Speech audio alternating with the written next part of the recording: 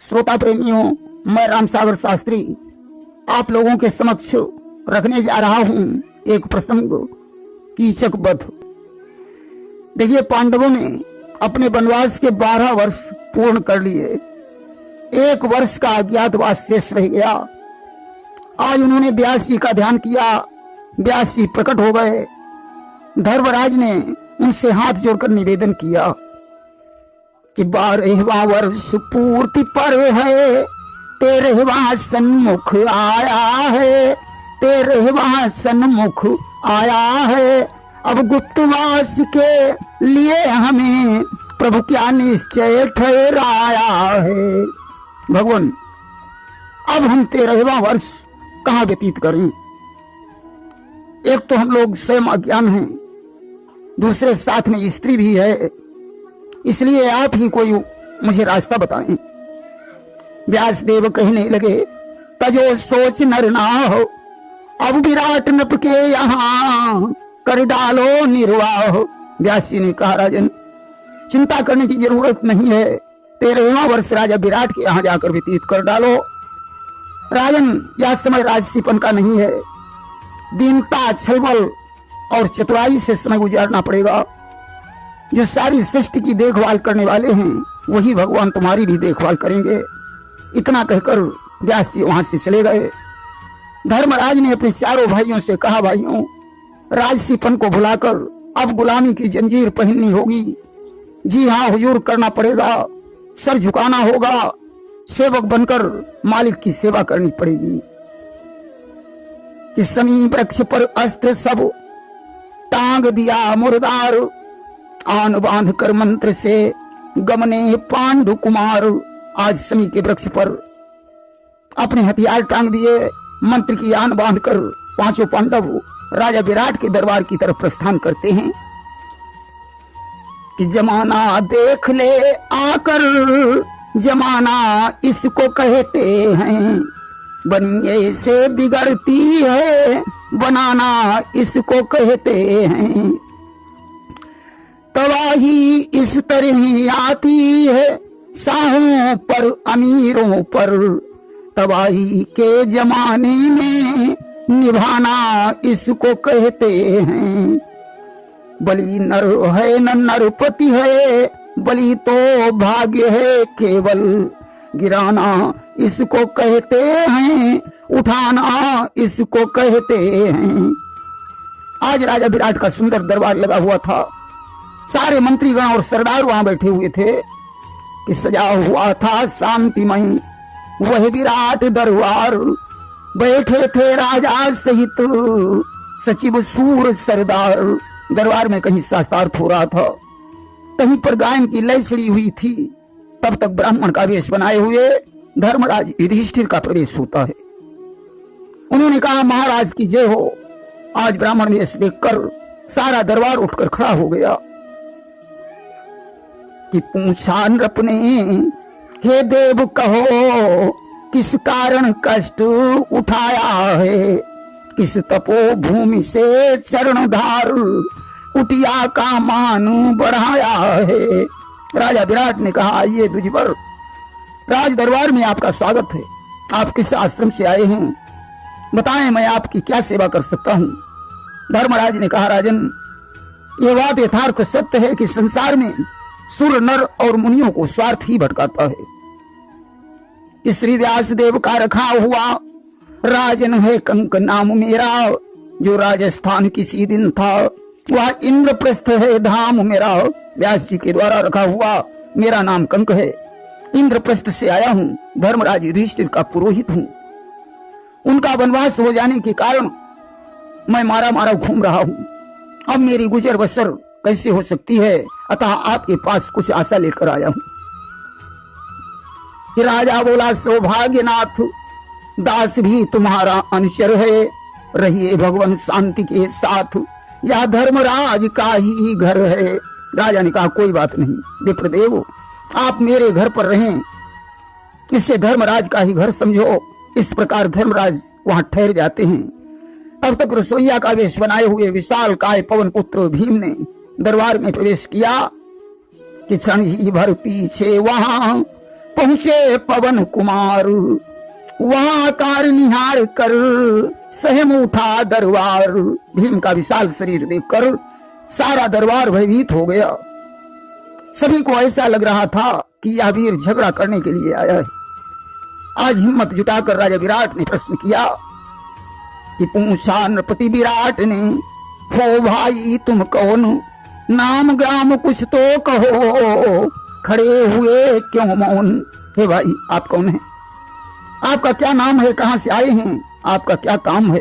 भीम ने कहा राजन क्या बताऊं, कहने में शर्म आती है, अपनी करुण कथा व्यथा बन जाती है कि यह जन जयंत कहलाता है, धर्म का तुक्ष अनुचारी है, उनके पीछे बेकारी है, पेट के लिए लाचारी है।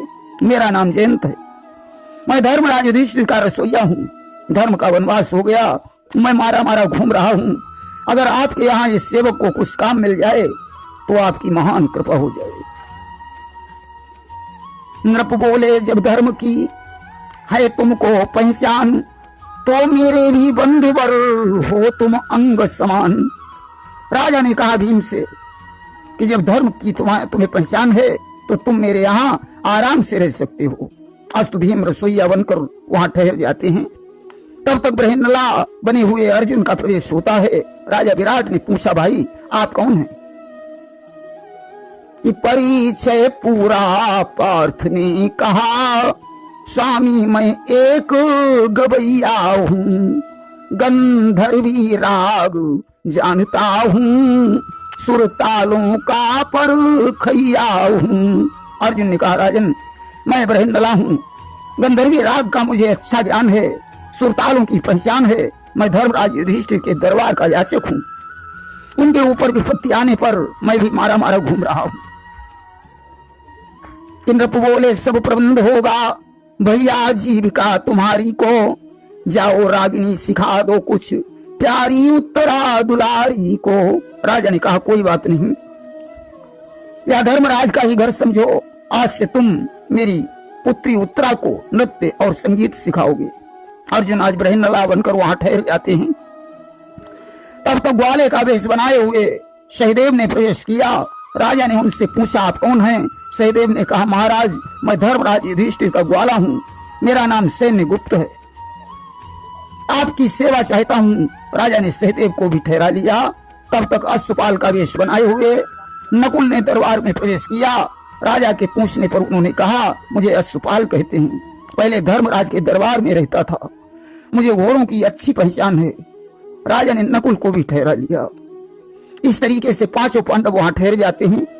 द्रौपदी शेष रह गई, वह दरबार में नहीं गई बल्कि राजा विराट की रानी के पास पहुंची। कि पांडव गण इस भांति से हुए नृपति के दास, पांचाली पहुंची वहां रानी जी के पास। पांचाली के तेज को देखकर रानी ने सोचा कोई ब्राह्मणी आई है। थाली में नीर भरकर पैर धोने के लिए आगे बढ़ी। द्रौपदी ने मना कर दिया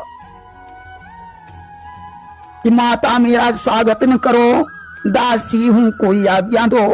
हे दयामयी यदि देवी हो तो कुछ सेवा की भिक्षा दो। हे मां मैं ब्राह्मणी नहीं हूं, धर्मराज युधिष्ठिर की दासी हूं, मुझे कोई सेवा बताइए।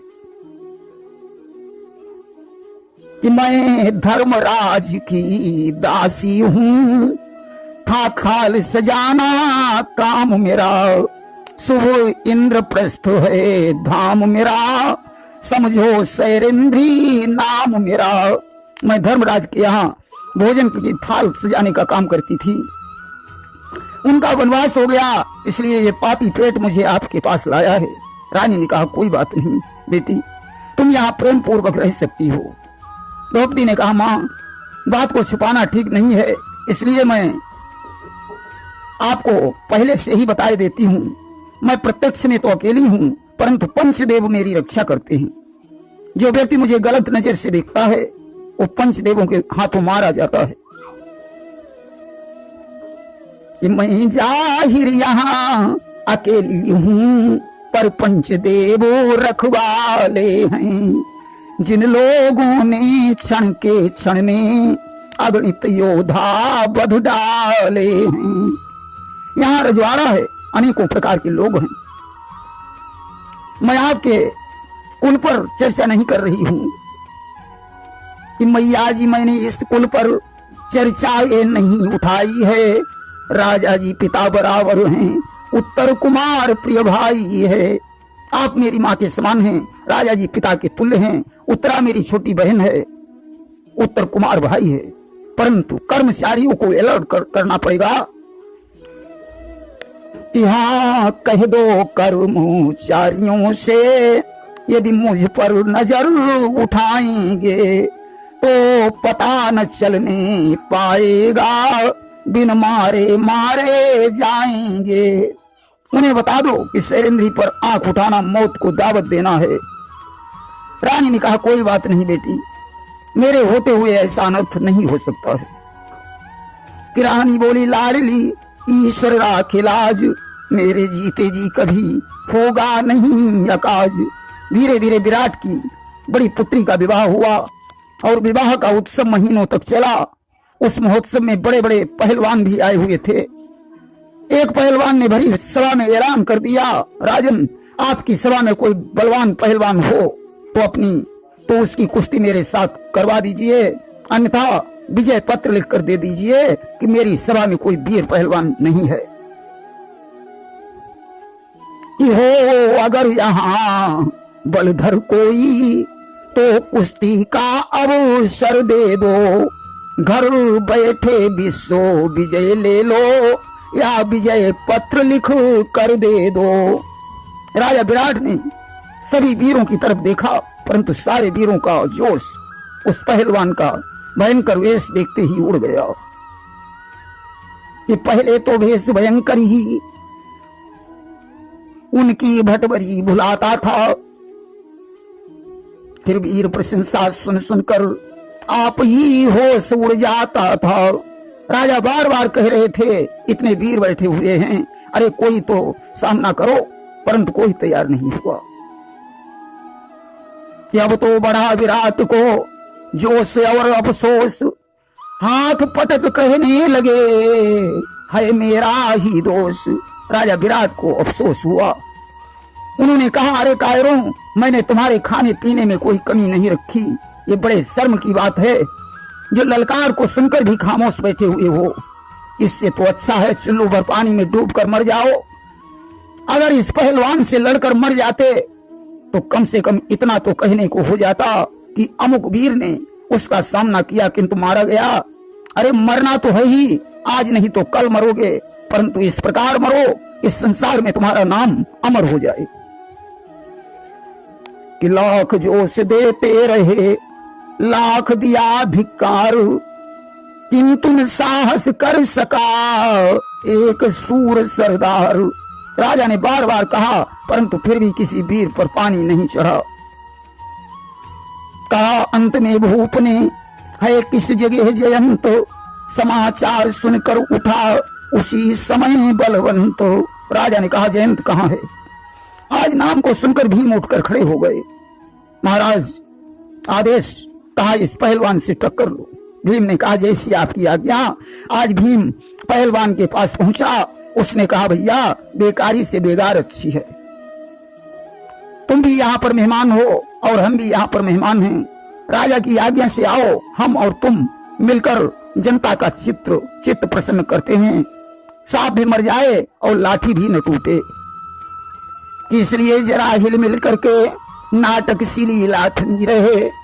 सांप भी बहम का मर जाए, लाठी भी साबित बनी रहे। अरे भैया मैं तो एक रसोइया हूं, दांव पेंच का मुझे ज्ञान नहीं है। पहलवान ने कहा मैं नाटक नहीं कर सकता हूं, सच्चा खेल होगा या तो तुम मेरे हाथों मारे जाओगे या मैं तुम्हें मार डालूंगा। भीम ने बहुत कुछ समझाया परंतु पहलवान नहीं माना। भीम ने कहा अच्छा ठीक है, मैं तुम्हारी बात को स्वीकार करता हूं। आज दोनों योद्धा ताल ठोक कर आगे बढ़े, दोनों में हाथापाई होने लगी। अस्तु हुआ क्या कि मल्ल का एक घूसा खाकर बलधर जयंत कुछ बिचल गया। पर भटका घूसा पड़ते ही प्रतिभटका दम ही निकल गया। पहलवान के घूंसे से भीम चकराकर जमीन पर गिर पड़ा। उसने उठकर पूरी ताकत से पहलवान के एक घूंसा मारा, उसका कलेजा फट गया। रुधिर वमन करता हुआ पहलवान संसार से विदा हो गया। राजा विराट आगे बढ़े, भीम को हृदय से लगा लिया, बार बार प्रशंसा की। सज्जनों, एक बार की बात है, राजा विराट का हाथी बिगड़ गया। उसने महावत को भी मार डाला, वृक्षों को उखाड़ उखाड़ करके फेंकने लगा। राजा ने जयंत से कहा, इस हाथी को ठीक करो। भीम ने हाथी की पूंछ पकड़कर चकई की तरह घुमाकर जमीन पर पटक दिया, उसका सारा मद चूर हो गया। सज्जनों, राजा विराट का एक साला था कीचक, उन दिनों वह भी उत्सव में आया हुआ था। कि कीचक भी था उन दिनों नरपति का मेहमान, था वह भी बल में अतुल 100 गजराज समान। कीचक में 100 हाथियों का बल था। कीचकपुर उसकी राजधानी थी। तेजस्वी विक्रमी सब कुछ होते हुए भी महान व्यभिचारी था। एक दिन की बात है, द्रौपदी उसके पास भोजन की थाली लेकर गई। उसे देखकर कीचक की नीयत खराब हो गई।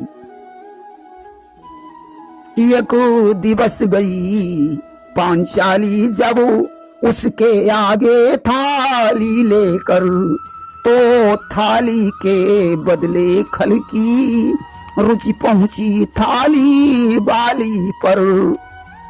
अब उसने जैसे तैसे भोजन किया, विचार करता है कितनी सुंदर सेविका है, मुझे इससे एक बार जरूर मुलाकात करनी है।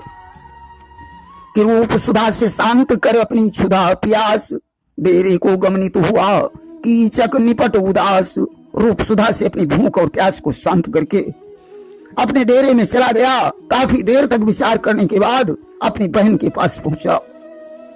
कि ज्यों त्यों कर कुछ समय तक लेता रहा उसास, बेबस होकर अंत में गया बहन के पास। उसने अपनी बहन से कहा, बहन गुस्ताखी माफ हो, बात मर्यादा के विरुद्ध है, कहने में शर्म आती है, कारण तुम हमारी बहन हो, किंतु मैं करूं तो क्या करूं, मुझे सारी रात नींद नहीं आती है। बहन ने कहा, क्यों? कीचक ने कहा, सुनो कि तेरी चेरी सैरिंद्री ने मेरे चित्त को चुराया है, हाथों में होश हवास नहीं, ऐसा कुछ जहर पिलाया है। उसका मिलाप गर हो जाए तो हाजिर हूं मर जाने को, दे भी कुछ नहीं चाहता हूं, दे यही दान दीवाने को। तुम्हारी दासी सैरेंद्री ने मेरे चित्त को चुरा लिया है। हे बहन, तुम मुझे सैरेंद्री से मिला दीजिए। सत्य कहा गया है, कामातुरा नाम न भयम न लज्जा, कामी को भय और लज्जा नहीं होती है। रानी ने कहा, भैया तेरा दिमाग तो खराब नहीं हो गया, वो दासी नहीं तेरी भांजी के समान है। प्रत्यक्ष में तो वो अकेली है, परंतु पंचदेव उसकी रक्षा करते हैं। इसलिए तुझे समझाती हूं, यदि उस पर नियत डिगाएगा तो याद रहे उन देवों के हाथों से मारा जाएगा। यदि तूने उस पर आंख उठाई तो याद रखना, पंचदेव तुझे जान से मार डालेंगे। कीचक बहन के पास से लौट आया, परंतु वह सैरेंद्री को भुला नहीं पाया। गई देवी फिर थाल ले, वहीं झुकाए माथ, मौका पाकर नीच ने पकड़ लिया चट हाथ। द्रौपदी भोजन की थाली लेकर कीचक के पास पहुंची। उसने मौका पाकर द्रौपदी का हाथ पकड़ लिया और बोला, देवी मैं तेरी दया की भीख चाहता हूं। द्रौपदी ने कहा, राजन मेरा हाथ छोड़ो, अरे मैं पराई स्त्री हूं, पर नारी जूठी पत्तल के समान होती है, पर नारी पर दृष्टि उठाने से रावण का सर्वनाश हो गया। कीचक ने कहा, मैं सब कुछ जानता हूं, परंतु मेरा मन नहीं मान रहा है। द्रौपदी ने कहा, राजन तुम्हें मालूम होना चाहिए कि मैं पंचदेव की छत्र छाया में रहती हूं, कि यदि मेरे कर्म कुकर्मों का वे देव पता पा जाएंगे तो मैं भी मारी जाऊंगी, आप भी न बचने पाएंगे। यदि इस बात का पता पंचदेवों को चल गया तो वे मुझे भी मार डालेंगे और आप भी मारे जाएंगे। इसलिए इस विचार को बदल दीजिए।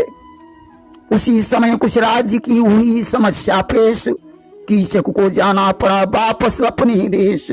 उसी समय कुछ राज्य की समस्या आ गई, कीचक अपने राज्य को चला गया, परंतु शरीर ही लेकर गया, मन को शैलेंद्र के पास छोड़ गया। जब उसे चैन नहीं आया तो उसने अपनी दूती को बुलाकर सारी कहानी बताई और उसे शैलेंद्र के पास भेज दिया।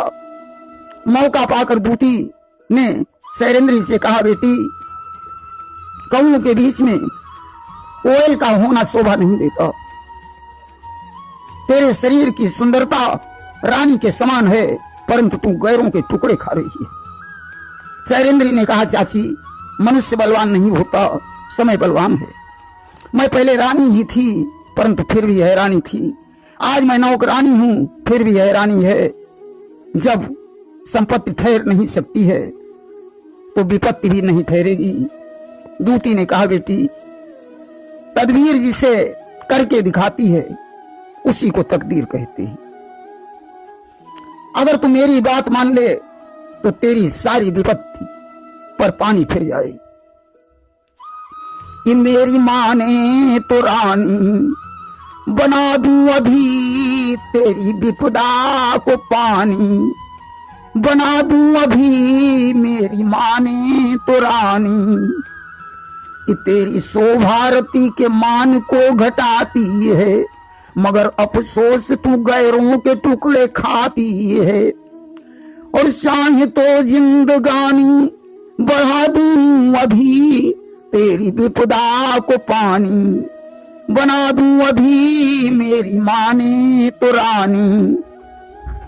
आज इस तरीके से कहने लगी कि चल मेरे साथ, अगर बेटी तो विपदा को पानी कर दूं, पट बदलेगी तब बदलेगी, पहले तो पटरानी कर दूं। तू आज ही मेरे साथ चल, मैं तुझे पटरानी बना देती हूं। शैलेंद्री ने कहा, वो कैसे? बोली, कीचक के द्वारा। जो ही कहा कीचक के द्वारा, शैलेंद्री को गुस्सा आ गया। उसने घूंसा और लातों के द्वारा दूती का सत्कार किया। रोती चिल्लाती हुई दूती वहां से भाग खड़ी हुई। उसने कीचक को जाकर सारी कहानी बताई। कि शैलेंद्री का जब सुना कीचक ने व्यवहार तो विराटपुर के लिए चला दूसरी बार। आज शैलेंद्री के व्यवहार से क्रोधित होकर कीचक विराटपुर में पहुंचा। शैलेंद्री ज्यों थाली लेकर कीचक के पास पहुंची कि पाते ही एकांत ने पकड़ लिया तत्काल, थाल फेंक कर हाथ से कहा, कृपाण निकाल। उसने थाली को उठाकर फेंक दिया। शैलेंद्री का हाथ पकड़ा और म्यान से तलवार निकाली। कहने लगा कि हत्यारिन जल्दी से बतला, क्या मेरा कहना करती है, या मरने वाले के हाथों बेमौत आप ही मरती है। अरे दुष्टा, अब तुम बता, मेरा कहना करेगी या मेरे हाथों बिना मौत के मरेगी? शैलेंद्री ने ली समझ है कुसमई की आड़, क्षण भर में बन जाएगा तिल की ओट पहाड़। शैलेंद्री ने विचार किया, यह कुसमय का समय है, क्षण भर में बना बनाया खेल बिगड़ जाएगा। अगर हाँ करती हूँ तो ये दुष्ट मेरा धर्म नष्ट कर देगा, इनकार करती हूँ तो यह मुझ पर आक्रमण कर देगा। पांडवों को पता चलेगा, वे इसे मार डालेंगे। इसके मरते ही कौरव मंडल में खबर फैल जाएगी, वे हम लोगों की तलाश में लग जाएंगे। पहचान होने पर फिर से वनवास भोगना पड़ेगा। कि हो जाएगा तनिक में सारा बनता ढार, आज तो मारनी चाहिए खल पर मीठी मार। इसलिए इसे मीठे वचनों से संतुष्ट करना चाहिए। उसने कहा, राजन, मैं आपकी बात को स्वीकार करती हूँ, आप शांति के साथ भोजन करें। कि भोजन पाओ विश्राम करो, भगवान रात भी लाएंगे। मन को कुछ समय मनाए रहो, फिर तुमको हम ही मनाएंगे। आज द्रौपदी ने झूठा वादा कर दिया कि नत्य भवन महरहीन मझारा, हो मिलाप हमार तुम्हारा। हमारी तुम्हारी मुलाकात रात्रि काल में नृत्य भवन में होगी। कीचक ने कहा, ठीक है, अब तुम जा सकती हो। आज द्रौपदी ने मौका पाकर धर्मराज के पास पहुंचकर सारी कहानी बताई कि धर्मेश धर्म की फिक्र करो, अब आँच धर्म पर आती है। गैर की गुलामी महाराज भिक्षा से भी दुख दाती है। ये धर्मराज मेरा धर्म जाने वाला है। पति के होते हुए उसकी पत्नी पर कोई आंख उठाए, उस पति को धिक्कार है। आज कीचक ने मेरे हाथ को पकड़ा है, मैंने उससे रात में मिलने का झूठा वादा कर दिया, इसलिए हे नाथ अब तुम हमारे धर्म की रक्षा करो। द्रुपद सुता ने धर्म को बतलाया सब हाल, नजर झुका कर रह गए धर्मराज प्रणपाल। आज धर्मराज ने द्रौपदी के वचनों को सुनकर अपनी नजर नीची कर ली। इधर करयाह को यही बोले, देवी न मुझे लाचार करो। जो सबकी सुनने वाले हैं उन प्रभु से विनय पुकार करो। यदि हम कुछ कर ही सकते तो कौन सा काम आसान न थे। जब वो भरी सभा में रोती थी क्या वहां हमारे कान न थे। इसलिए हमारा बल लेकर फिर चौपर का पासान करो। अपने सतव्रत पर अटल रहो, हम दासों की आसान करो। कि जो प्रकटे थे साड़ी बनकर फिर प्रकट कलाधारी होंगे। हे प्यारी उनसे आशा कर फिर आड़े बनवारी होंगे। धर्मराज ने कहा प्रिय तुम्हारी ये करुण कथा मैं नहीं सुन सकता हूं। अरे जब भरी सभा में तुम रो रही थी तो उस समय क्या मेरे कान नहीं थे। तुम्हें अपने सत्य पर अटल रहना होगा। मुझे पूर्ण विश्वास है भगवान तुम्हारी लज्जा नहीं जाने देंगे। द्रौपदी ने सोचा धर्मराज मेरी लज्जा नहीं बचा सकते हैं। आज अर्जुन के पास पहुंची कि बोलियो प्रणधारी सचेत, अब कर से नारी जाती है। ओ आन बान वाले स्वामी अब आन तुम्हारी जाती है। सत धर्म मेरा होबे न खाक, दासीनाथ के सहारे है। हे लज्जापति ये याद रहे अब लज्जा हाथ तुम्हारे है। हे प्रणधारी पार्थ आज मेरी इज्जत का सवाल है, तुम्हें कीचक का वध करना होगा। अर्जुन ने भी अंत में मस्तक लिया झुकाए, कहा प्रिय असहाय हूं क्या कर सकूं सहाय। कि जो कान आन को सुनते थे पार्थ के रहे बे कान नहीं। जिस पर अभिमान एक दिन था बेतर्क से और कमान नहीं। जो कान आन को सुनते थे अर्जुन के वो कान नहीं हैं जिन पर मुझे आन मान का अभिमान था, वो तर्कस और कमान नहीं है। और आज मुझे पता चला गुलाम बनना कितना कठिन होता है। प्रिय जब धर्मराज ने इनकार कर दिया तो मैं आपकी रक्षा कैसे कर सकता हूं। द्रौपदी ने नकुल और सहदेव से इजहार किया, उन्होंने भी रक्षा करने से इनकार कर दिया। अब द्रौपदी लाचार होकर भीमसेन के पास पहुंची और बोली कि भटराज भीम केवल तुम तक अब इस दुखिया की आशा है। अन्यथा मुझे भी सास हुआ दुनिया का एक तमाशा है। धर्म से धीर पार्थ से वीर सब स्वार्थ मात्र के चेहरे हैं। संकट में मेरे हुए नहीं तो क्या समझूं वे मेरे हैं। उनका उत्तर ले आई हूं अब अपनी सम्मति प्रगटा दो। प्रण करो प्रिया की लज्जा पर या जहर कहीं से मंगवा दो। हे बलरारी भीम अब सिर्फ मुझे तुम्हारी ही आशा है। धर्मराज और पार्थ संकट में मेरे नहीं हुए तो उन्हें क्या मैं अपना समझूं। अब आप या तो मेरी रक्षा करें या कहीं से जहर लाकर मुझे दे दें जिसे पीकर मैं अपना प्राणांत कर दूं। बड़ा भीमसेन जैसे योद्धा को यह बात कहां गवारा थी। उसने कहा द्रौपदी तुम्हें किसी के पास जाने की जरूरत ही नहीं थी। यह बात तुम मुझे पहले ही बता देती। धर्मराज और अर्जुन तो इस बात को डरते हैं कि कहीं भेद न खुल जाए जो फिर से वनवास भोगना पड़े। डरते हैं धर्म पार्थ मन में छुपने का भेद न खुल जाए, मतलब के पुतले की मिट्टी बन बन कर कहीं न धुल जाए। मेरे आगे तेरा तो क्या 1300 वर्ष प्रवास मिले, पीने को गम के आंसू हो, खाने को सूखी घास मिले। अरे मेरे सामने 13 वर्ष क्या 1300 वर्ष का वनवास आए, उसे भी मैं भोगने को तैयार हूं, परंतु बेइज्जत से जीना मुझे गवारा नहीं है। तुम इसी जगह विश्राम करो, मैं नारी बनकर जाऊंगा। हे प्रिय, प्रतिज्ञा करता हूं कीचक को मार गिराऊंगा। तुम यहीं ठहरो, मैं तुम्हारी साड़ी पहनकर नृत्य भवन में जा रहा हूं। मैं प्रतिज्ञा करता हूं आज कीचक मेरे हाथों से जीवित नहीं बचेगा। कि मोहि युधिष्ठिर केर दुहाई, और कीचक बधऊ जियत नहीं जाई। आज भीम ने साड़ी पहनी, श्रृंगार करके नृत्य भवन में पहुंचा। नृत्य भवन मह बैठो भीमा, और दीप बुझाई क्रोध कर जीमा। बड़े गुस्से में भीम बैठा हुआ कीचक का इंतजार कर रहा था। आज कीचक आया।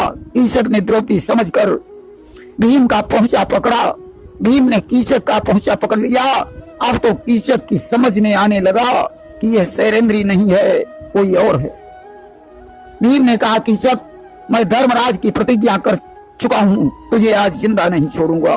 अब तो दोनों में मल्ल युद्ध होने लगा। कि पहुंची के अरसे में डेरे में हुआ तड़ाका सा, धम धम मच गई अंधेरे में भूतल पर हुआ धड़ाका सा। अब तो नृत्य भवन में धम धम की आवाज होने लगी। भीम ने कीचक को पकड़कर जमीन पर पटक दिया, उसका प्राणांत हो गया। कि राजा रानी चौंक कर करने लगे विचार, बाहर जाने के लिए हुए नृपति तैयार। जो ही धमाका हुआ, राजा विराट बाहर जाने के लिए तैयार हो गए। रानी ने मना कर दिया, बोली स्वामी पंचदेव शैलेंद्री के रक्षक हैं, उस पर जो आंख उठाता है उसे पंचदेव मार डालते हैं। मेरा भाई कीचक शैलेंद्री पर काफी दिनों से दांत जमाए हुए था, इसलिए उसे पंचदेवों ने दबोच रखा है। इस सब कहते हैं मेरा भाई कुछ कर जाए तो अच्छा है, मैं कहता हूं ऐसा पापी यदि मर जाए तो अच्छा है। इस कारण बाहर जाओ ना, जाने में लाभ न पाओगे। उस पापी को मरना ही है, तुम नाहक कष्ट उठाओगे। कीचक मरने के लायक ही है, अस्तु से मर जाने दीजिए, आप बाहर मत जाइए। राजा विराट रुक गए। भीम ने कीचक को मारकर उसकी लाश खोह में डाल दी और वापस लौट आए। प्रातःकाल सभी लोगों को पता चला कि कीचक की मृत्यु हो गई। विशाल शरीर देखकर राजा ने कहा, ये कुंभकर्ण जैसी लाश मरघट तक कैसे पहुंचेगी। जयंत को बुलाया और कहा, इस लाश को मरघट पर ले चलो। जयंत ने कहा, राजन कि हम नौकर हैं भंडारे के, 100 गुनी रसोई बनवा लो, लेकिन मुर्दे धुलवाना है तो मरघटियों को बुलवा लो। राजन हम रसोईया हैं, मुर्दों का धोना मरघटियों का काम होता है। मुझसे अगर आप चाहें तो 100 गुनी रसोई बनवा सकते हैं, परंतु हम मुर्दा ढोना गवारा नहीं कर सकते। राजा विराट ने कहा, जब इतनी रईसी की बू थी तो नौकरी करने को क्यों निकल पड़े। यह धर्मराज का लिहाज है जो मैंने तुम्हें शरण दे दी, अन्यथा मैं तुम्हें एक दिन भी नहीं ठहरने देता। आज धर्मराज का नाम सुनकर भीमसेन ने कान पकड़े, बोले, राजन गलती हो गई है, क्षमा करना, आप मेरे भोजन का प्रबंध करें, मैं कीचक क्या उसका सारा परिवार मरघट तक पहुंचा दूंगा। आज भोजन करके भीमसेन ने कीचक को पीठ पर डाला और मरघट तक पहुंचा दिया। चिता में कीचक की लाश को जला दिया, परंतु किस्सा अभी खत्म नहीं हुआ। कीचक 100 भाई था कि वह सब मिलकर के आ पहुंचे। घर घर में कलह मचाने लगे, भाई के मरने का बदला दीनों को मार चुकाने लगे। वो सभी भाई प्रजा को तंग करने लगे। विराट ने कहा, वीरों, कीचक तो मर ही गया, क्या तुम भी मरना चाहते हो? कीचक का शत्रु कोई मनुष्य नहीं है। गंधर्व जाति के योद्धा ने बलधर कीचक को मारा है। जाओ उससे संग्राम करो, वह असली शत्रु तुम्हारा है। वो गंधर्व जात का योद्धा है, जाओ उससे युद्ध करो, वही तुम्हारा असली शत्रु है। वे डरने वाले नहीं थे। उन्होंने शैलेंद्र के केस पकड़े और बोले कि बोले बस हाथ शिकार लगा, अब इसको ही ले जाएंगे। अब इसकी लज्जा रखने को गंधर्व आप ही आएंगे। भाई ने इसका हाथ छुआ, इससे यह उसकी नारी है। उस भाईपन के नाते से यह भावज हुई हमारी है। अब भाई ही के साथ साथ हम इसको सती कराएंगे, या किसी बंधु से शादी कर अपने घर में ठहराएंगे। बोले, मैं शैलेंद्र को ही लेकर जा रहा हूं। इसकी लाज बचाने के लिए गंधर्व स्वयं आएंगे। भाई ने इसकी कलाई पकड़ी है, इसलिए यह उसकी पत्नी हुई है, यानी मेरी भौजाई हुई है। अब हम इसको भाई के साथ या तो सती करा देंगे, या किसी भाई के साथ विवाह करके अपने घर में रख लेंगे। अब तो द्रौपदी महान दुख में डूब गई कि उस समय एक दुशासन था, अब 100 दुशासन आए हैं। वह साड़ी हरता था, या सब प्राणों की घात लगाए हैं। हे प्रभु, उस समय तो एक ही दुशासन आया था, आज तो 100 दुशासन आए हैं। वह तो चीर ही खींच रहा था, या तो प्राणों को खींचने आए हैं। आज राजा विराट भी देखते रह गए। सारे वीरों में द्रौपदी को छुड़ाने का साहस नहीं बना। आज द्रौपदी पुकार करने लगी कि है क्या कोई बलधारी जो सुने पुकार हमारी। सुर रहे न सुर मंडल में, या वीर नहीं भूतल में, इस जग से दया सिधारी जो सुने पुकार हमारी। है क्या कोई बलधारी जो सुने पुकार हमारी। भीमसेन को आज सहन नहीं हुआ। वह चुपचाप दरबार से बाहर निकल गया, भयकारी वेश बनाया, सारे शरीर में भभूत लगा ली और जाकर धर्मार शुरू कर दी कि देवों का पता लगाने में दानव खुद ही लापता हुए। आए थे सती कराने को, पर सती नहीं खुद सता हुए। भीमसेन ने सभी को मारकर जोड़ बटोर कर चिता में डाल दिया। शैलेंद्र को महल में पहुंचा दिया और वेश बदलकर दरबार में पहुंचा। ये भट्ट जयंत को देखकर यूं बोले नरपाल, कहो वीरवर क्या हुआ उन लोगों का हाल। राजा विराट ने पूछा, जयंत, उन लोगों का क्या हाल हुआ? वीरों ने कहा, राजन। भीम ने कहा, राजन, पता नहीं क्या माया थी, एक भयंकर वीर वहां प्रकट हो गया जिसने उनका सारा अभिमान चूर्ण कर दिया कि उन वीर हौसला मंदों का खो गया हौसला पल में है। वे नीच नरक में रोते हैं, शैलेंद्री देवी महल में है। आज तो उस वीर के हाथों से सारे दान मारे गए, शैलेंद्री महलों में है। राजा विराट इस खबर को सुनकर बड़े प्रसन्न हुए। प्रेम से बोलिए वृंदावन बिहारी लाल की जय।